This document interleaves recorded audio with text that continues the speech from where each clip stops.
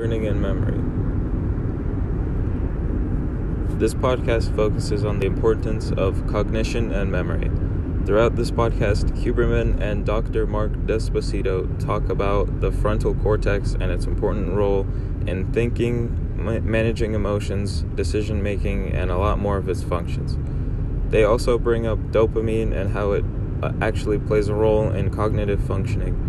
They also discuss ways on slowing down the decline of memory functioning.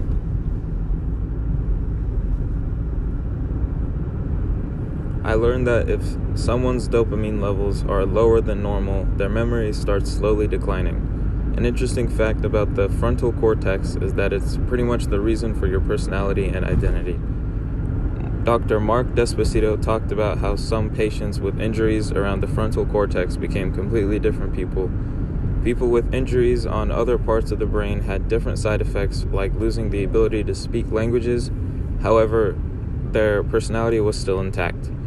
I learned that patients with low dopamine levels can restore the levels with something called bromocriptine. This can be risky because if a patient already has a decent amount of dopamine in their body, increasing dopamine with bromocriptine can damage memory functions.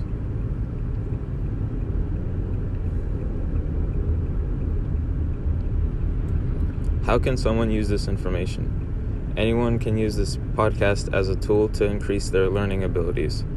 This podcast can help a lot of people be more aware of what they are doing to their brain health and why it matters so much. Someone can use this information to improve their memory and regulate their dopamine levels naturally in order to increase their working memory and overall intelligence.